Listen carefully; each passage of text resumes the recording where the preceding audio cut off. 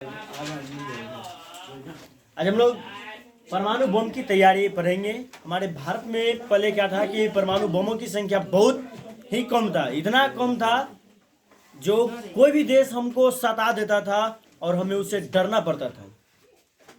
जब अटल बिहारी वाजपेयी जी प्रधानमंत्री बने तो और डॉक्टर एपीजे अब्दुल कलाम परमाणु बम का, भारत में यदि कहा जाए तो परमाणु बम का मिसाइल मैन के नाम से एपीजे अब्दुल कलाम को जाना जाता है, मिसाइल मैन के रूप में। उन्होंने ब्रह्मास्त्र बनाया अग्निनाशक के रूप में, एपीजे अब्दुल कलाम। ये जब भारत या कोई भी देश कोई भी चीज सैटेलाइट या फिर परमाणु बम को जो बनाने के लिए होती है तो वो संयुक्त राष्ट्र जो होती है, जो ब्यूटो देश के नाम से जाना जाता है, तो ब्यूटो देश में क्या था कि 5 देश शामिल होता है, जिसमें 1 नंबर पर अमेरिका भी आता है। अमेरिका से परमिशन लेना पड़ता है कि बताइए कि हम परमाणु बम बनाए या नहीं बनाए या वगैरह, है ना।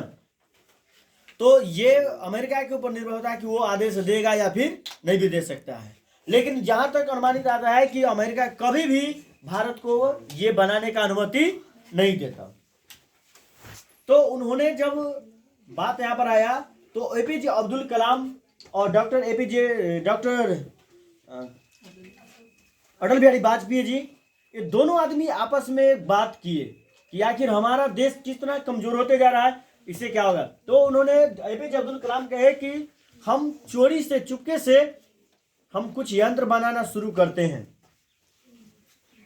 और वो अटल बिहारी जी, उनको क्या हुआ कि सहयोग काफी करना शुरू कर दिए।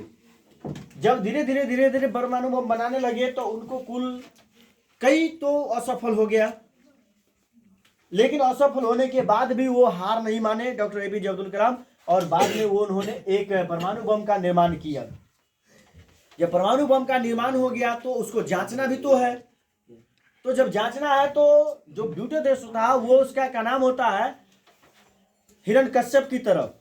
एक हिरण्यकश्यप, हिंदू धर्म के अनुसार एक ग्रंथ आता है हिरण्यकश्यप, वो था कि भगवान ब्रह्मा को तपस्या करके, हिरण्यकश्यप तपस्या करके और उनसे गछवा लिया था कि न हम मानव से मरेंगे, न दानव से मरेंगे, न आकाश में मरेंगे, न पाताल में मरेंगे, न रात में मरेंगे, न दिन में मरेंगे, न घर में मरेंगे, न बाहर मरेंगे। तो तुम मरवा ही कहाँ भाई। गुस्सा तो यही बात पर आता है जो तुम तो सब कुछ कर गछवा ले तो तुम मरेगा कैसे। तो ये बात प्लान हो गया जो मरेगा नहीं।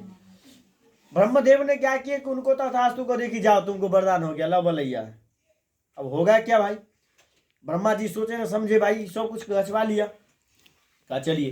तो वही फिर भगवान विष्णु ने जब उसको अंत करना था तो नरसिंह अवतार धारण किए।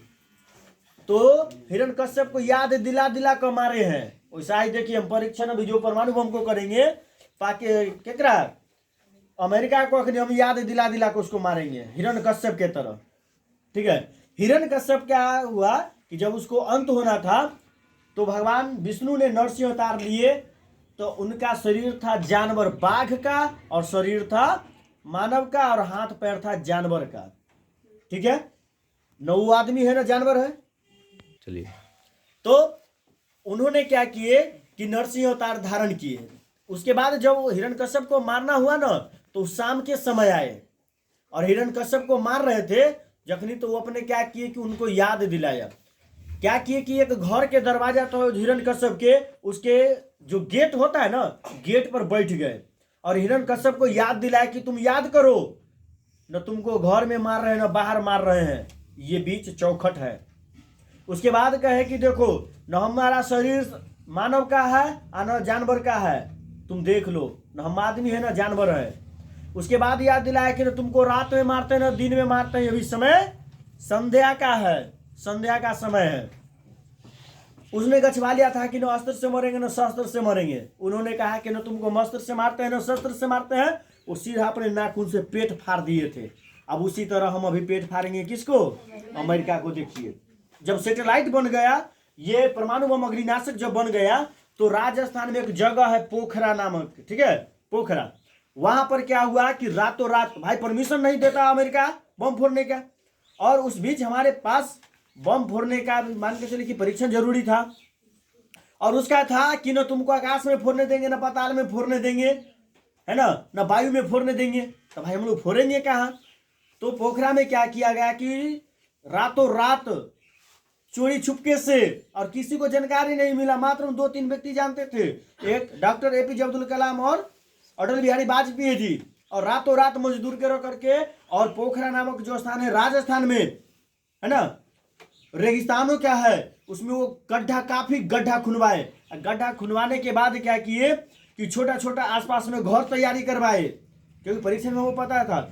और उसके बाद क्या हुआ कि जब परीक्षण के साथ बम जब फोड़ा गया, तो बम जब फोड़ा गया तो अमेरिका का वैज्ञानिक नासा है ना, नासा पूरा भारत पर कंट्रोल करता था, कई देशों पर कंट्रोल करता है, जो क्या करता है नहीं करता है ना।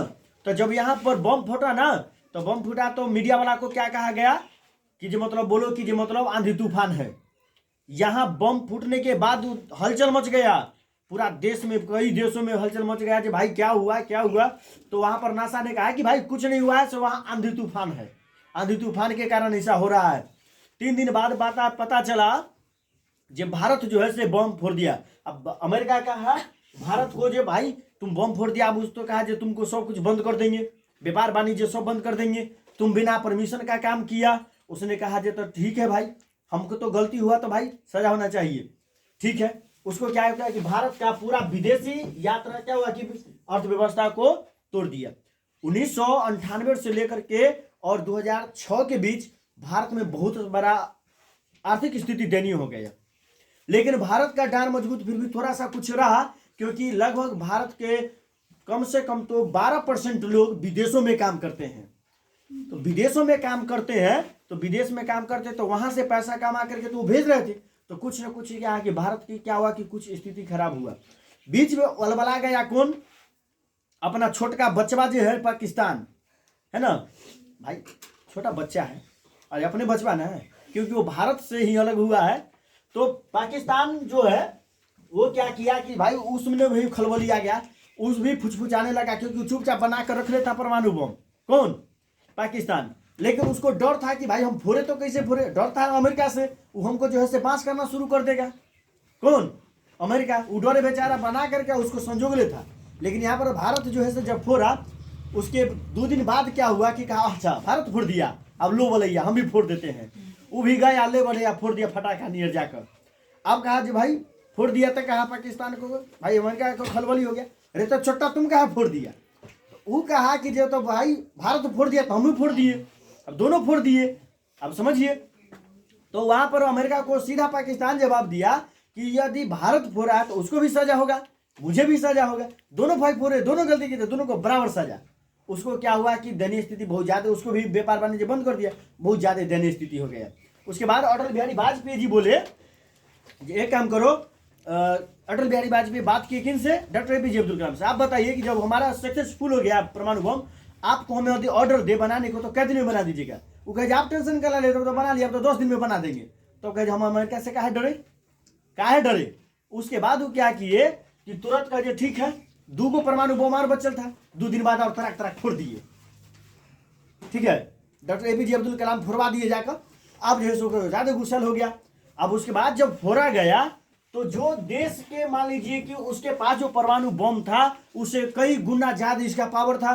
अब भाई समझ में आ गया, पूरा चीन को भी दहशत फैल गया, अमेरिका को, रूस को, सबको भाई कि अब जो है से भारत कमजोर नहीं है ना।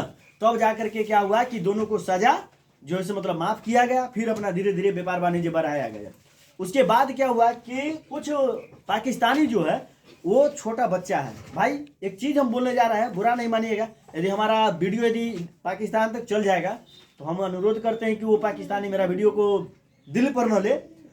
पाकिस्तान का जो भारत से जो नक्शा काट के हुआ ना, तो इंडिया के डॉग को देखा है, कुत्ता, कुत्ता जब बैठता है तो 2 पैर आगे खड़ा करके पिछला पैर मोड़ के बैठता है ना, ऐसे करके, बिल्कुल उसका नक्शा कुत्ते वाला है।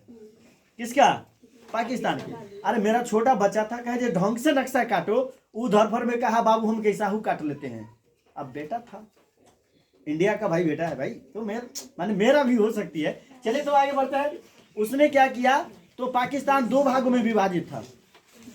देख लीजिए 2 भागों में, ये मान लीजिए कि इंडिया है ना, इंडिया है, तो एक जो भी बांग्लादेश है और ये वो क्या है, पाकिस्तान।